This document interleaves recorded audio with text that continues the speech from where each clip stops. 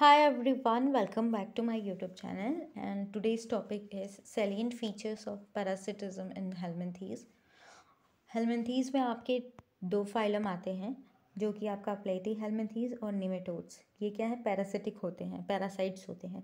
प्लेटी हेलमिंथीज़ में आपकी जो क्लास सिस्टोडा और आपकी क्लास सिस्टोडा में ये प्लेटी हेलमिंथीज़ की दो क्लासेस पढ़ेंगे जब आप, तो आप उसमें देखेंगे कि जो पैरासिटिक लाइफ है उन क्लास में पाया जाता है।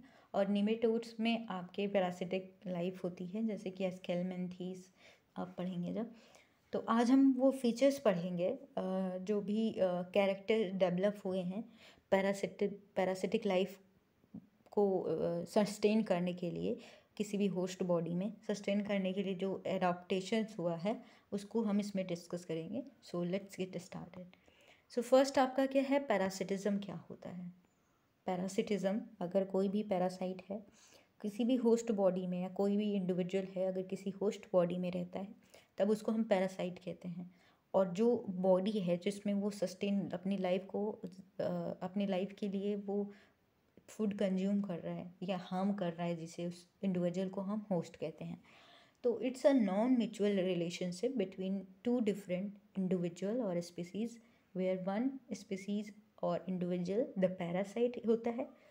पैरासाइट क्या होता है? Benefits at the expense of other, यानी ये जो पैरासाइट है इसको बेनिफिट मिलता है, जबकि दूसरे को क्या है, जो कि होस्ट है उसको हार्म होता है, उसका हार्म होता है। यानी अगर हमारी बॉडी के अंदर रहते हैं तो हमारी बॉडी को ये हार्म करेंगे। तो ये होता है आपका पैरासिटिज्म की प्रोसेस। जो हेलमिंथीज होती हैं, जो ये क्या होती हैं, इनमें ज़्यादातर पैरासिटिक लाइफ होती है, पैरासाइट्स होते हैं, ठीक है। तो a large number of helminths are parasitic.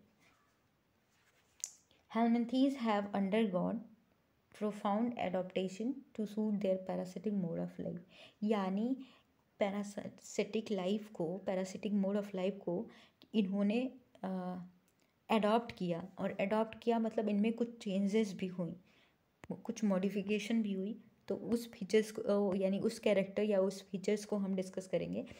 तो adaptation is the fitness of an organism to its environment. ये बस आपको जानने के लिए था, ये वन लाइन का है, ये एडॉप्टेशन क्या होता है, ठीक है। दे show variation in habitat.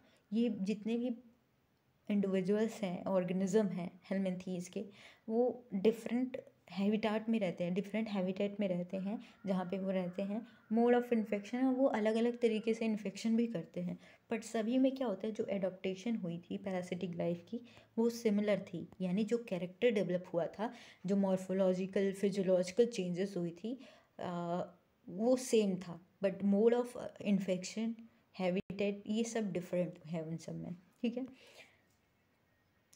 To adopt the parasitic mode of life, parasitic mode of life को अडॉप्ट करने के लिए क्या हुआ था, इनमें helminths modify morphologically as well as physiologically to live in their environment.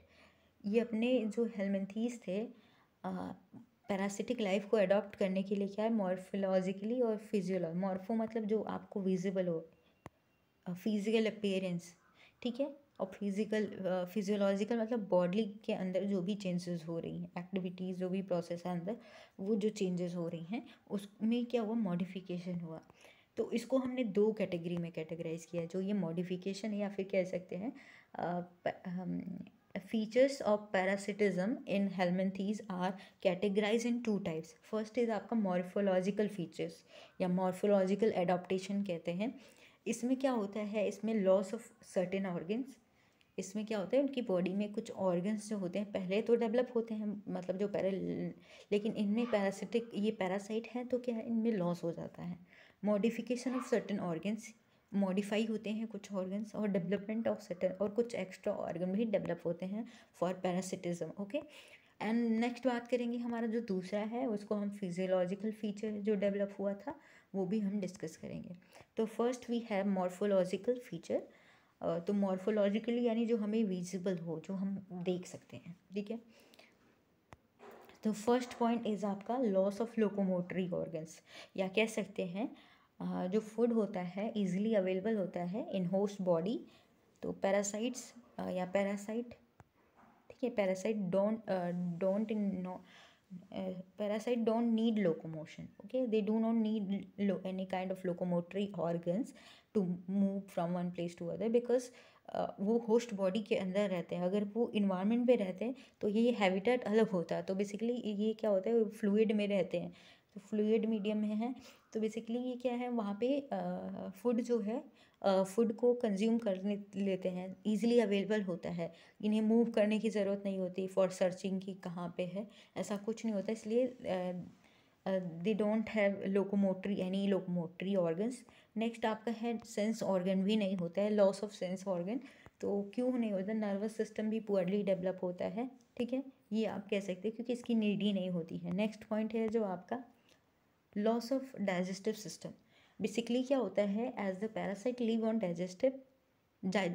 digested and semi-digested food on the host, so need of such system, so there is no need of such system. Basically क्या होता है, जब ये host body के lumen में, intestine में रहते हैं, तो वहाँ पे ऑलरेडी क्या होता है, जो बॉडी होती है, हमारे फूड का डाइजेशन ऑलरेडी हो जाता है. तो बेसिकली डाइजेस्टेड और सेमी डाइजेस्टेड फूड भी ये जाके रहते हैं, लीव करते हैं. तो basically there is no need of any digestive system in their body. तो कोई ज़रूरत नहीं पड़ती क्योंकि फूड ऑलरेडी डाइजेस्टेड होता है, तो उसको ये कंज्यूम करते हैं. तो loss of digestive system is आपका नेक्स्ट पॉइंट. नेक्स्ट आप करते हैं लॉस ऑफ रेस्पिरेटरी ऑर्गन्स. इनमें कोई स्पेसिफिक रेस्पिरेटरी ऑर्गन नहीं होता है, बिकॉज ये ऐसे इन्वायरमेंट में रहते हैं तो जहाँ पे लो ऑक्सीजन इन्वायरमेंट है, यानी ऐसे जहाँ पे ऑक्सीजन अवेलेबल नहीं होता, जैसे कि ह्यूमन की बॉडी में इंटेस्टाइन में रहते हैं, ल्यूमेन में हो रहते हैं. तो वहाँ पे क्या होता है, एनारोबिक रेस्पिरेशन होता है. देयर वहाँ पे कोई भी एज सच ऑक्सीजन अवेलेबल नहीं होता है, इतना लेस अमाउंट में होता है. तो ये आपका क्या होता है, इनमें कोई रेस्पिरेटरी ऑर्गन नहीं होता है क्योंकि इन्होंने अडॉप्ट कर लिया है. अब नेक्स्ट है जो बहुत ही इंपॉर्टेंट पॉइंट है, इंक्रीज बॉडी साइज.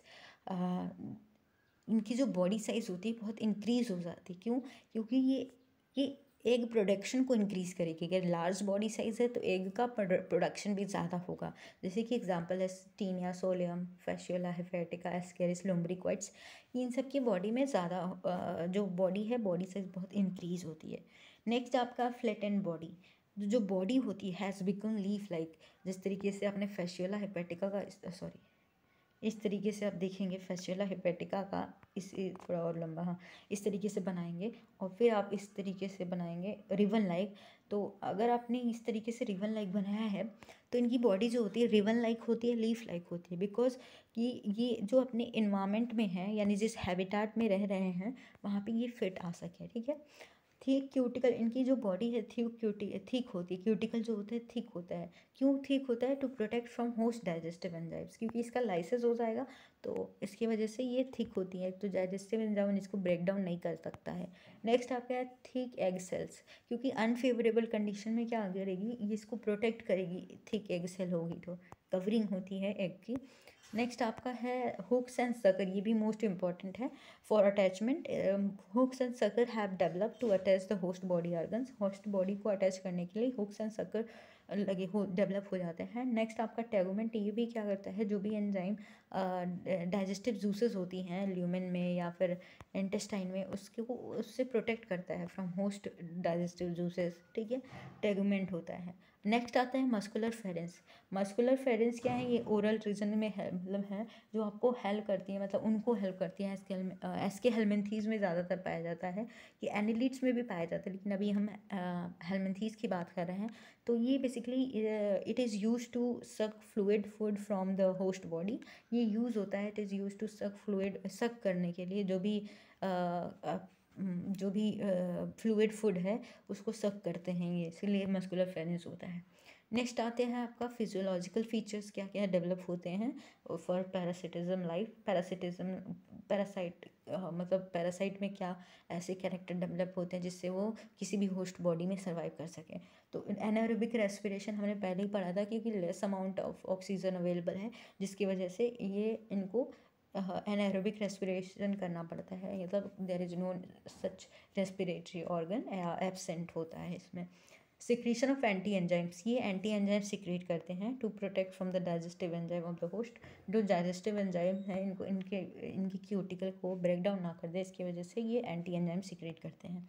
नेक्स्ट आता है chemotaxis. Chemotaxis is a process या मूवमेंट होती है जिसमें कि क्या करती है, हेल्पिंग करती है। कीमोटैक्सिस प्रोसेस हेल्प करती है, help in finding there final habitat inside the host body. ये हेल्प करती है कि उनको अगर इंटेस्टाइन में जाना है तो ये मूवमेंट या हैबिटेट को फाइंड आउट करने में हेल्प करती है।